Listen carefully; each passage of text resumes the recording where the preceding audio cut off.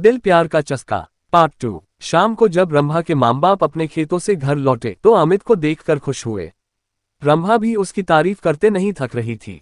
वह अपने माँ बाप से बोली, अब मैं अमित के साथ रहकर ही शहर में अपनी पढ़ाई पूरी करूंगी। ये सुनकर उसके पिताजी बोले, तुम कल ही इसके साथ शहर चली जाओ, वहां पर खूब दिल लगाकर पढ़ाई करो। जब तुम कुछ पढ़ लिख जाओगी तो तुम्हें कोई अच्छी सी नौकरी मिल जाएगी, तुम्हारी जिंदगी बन जाएगी, फिर किसी अच्छे घर में इसकी शादी कर देंगे। आजकल अच्छे घरों के लड़के पढ़ी लिखी बहू चाहते हैं, रंभा की मां ने कहा। तो अमित बोला, मैं दिन रात इसे पढ़ाकर इतना ज्यादा होशियार बना दूंगा कि फिर यह अच्छे पढ़े लिखों पर भारी पड़ जाएगी। उद्धरण रंभा की मां ने अमित के लिए खाने को अच्छे पकवान बनाए। खाना खाने के बाद बातें करते हुए उन्हें जब रात के 10 बज गए तब उसके सोने का इंतजाम उन्होंने ऊपर के कमरे में कर दिया। जब अमित सोने के लिए कमरे में जाने लगा तो चंदा रंभा से बोली, कमरे में 2 पलंग हैं, तुम भी वहीं सो जाना। वहां पर अमित से बातें करके शहर के रहन सहन और अपनी पढ़ाई लिखाई के बारे में अच्छी तरह पूछ लेना।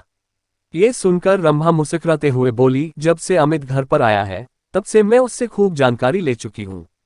पहले मैं एकदम अनाड़ी थी, लेकिन अब मुझे इतना होशियार कर दिया है कि मैं अब सब कुछ जान चुकी हूँ कि असली जिंदगी क्या होती है।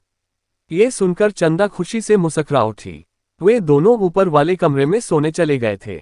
कमरे में जाते ही वे दोनों एक दूसरे पर टूट पड़े। शहर में आकर अमित ने रंभा के लिए नए फैशन के कपड़े खरीद दिए, जिन्हें पहनकर वह एकदम फिल्म हीरोइन जैसी फैशनेबल हो गई थी। अमित ने एक कॉलेज में उसका एडमिशन भी करा दिया था। जब उनके कॉलेज खुले तो अमित ने अपने कई अमीर दोस्तों से उसकी दोस्ती करा दी, तो रंभा ने भी अपनी कई सहेलियों से अमित की दोस्ती करा दी। गांव की सीधी सादी रंभा शहर की जिंदगी में ऐसी रम गई थी कि दिन में अपनी पढ़ाई और रात में अमित और उसके दोस्तों के साथ खूब मौज मस्ती करती थी। जब रंभा शहर से दूसरी लड़कियों की तरह बनसंवर कर अपने गांव जाती तब सभी लोग उसे देखकर हैरान रह जाते थे। उसे देखकर उसकी दूसरी सहेलियां भी अपने माँ बाप से उसकी तरह शहर में पढ़ने की जिद करके शहर में ही पढ़ने लगी थी। अब अमित उसकी गांव की सहेलियों के साथ भी मौज मस्ती करने लगा था। उसने रंभा की तरह उनको भी प्यार का चस्का जो लगा दिया था।